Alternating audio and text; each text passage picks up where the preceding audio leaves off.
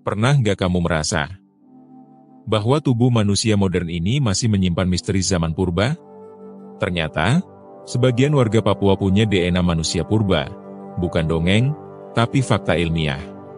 Dan yang lebih mengejutkan, DNA itu berasal dari spesies manusia yang udah punah ribuan tahun lalu. Siapa mereka?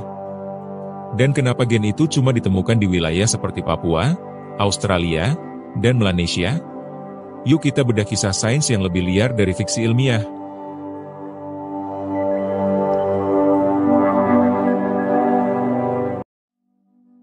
Tahun 2010, ilmuwan menemukan sesuatu yang bikin mereka garuk-garuk kepala.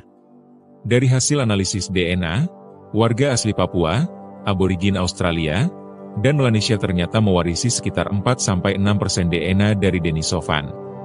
Denisovan adalah spesies manusia purba yang hidup sekitar 50.000 tahun lalu dan merupakan kerabat dekat manusia Neanderthal. Mereka ditemukan dari fosil kecil di Gua Denisova, Siberia. Pertanyaannya, kok bisa? Jawabannya ada di masa lalu yang sangat jauh. Sekitar 50.000 tahun lalu, manusia purba Denisovan hidup di wilayah Asia Timur dan Tenggara. Migrasi manusia purba seperti ini terjadi saat nenek moyang kita, Homo sapiens, mulai berpindah dari Afrika ke berbagai belahan dunia. Saat Homo sapiens datang dari Afrika, mereka bertemu dengan Denisovan. Dan seperti yang sering terjadi dalam drama sejarah, terjadi kawin campur antara Homo sapiens dan Denisovan.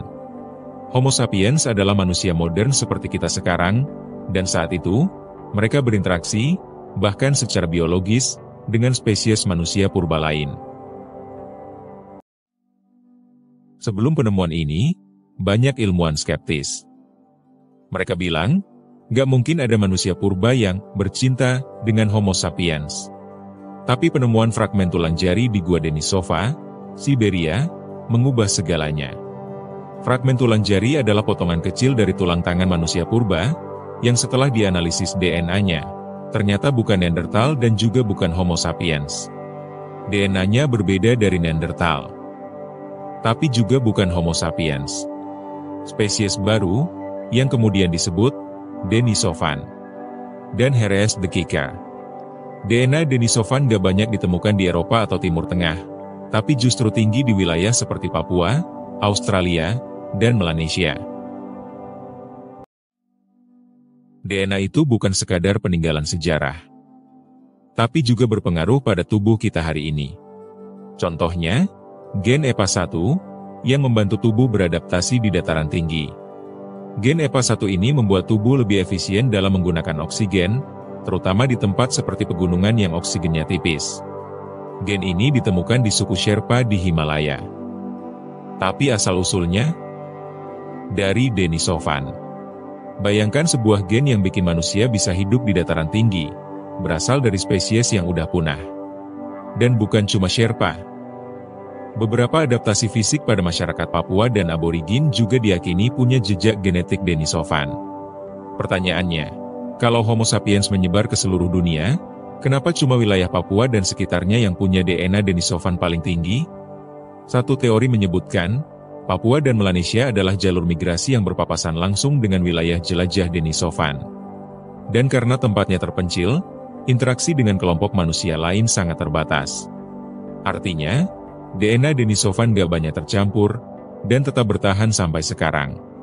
Sementara di wilayah lain, DNA-nya tercampur terus dengan kelompok manusia lain, dan jejak Denisovan perlahan hilang.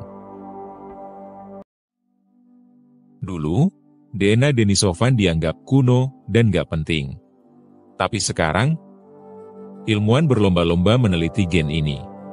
Karena siapa tahu, di dalam gen kuno itu ada jawaban untuk penyakit modern.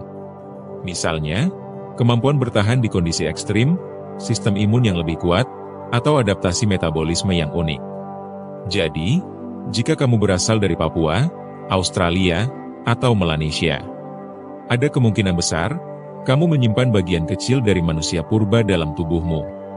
Bukan cuma sejarah, tapi DNA nyata yang aktif di tubuhmu hari ini.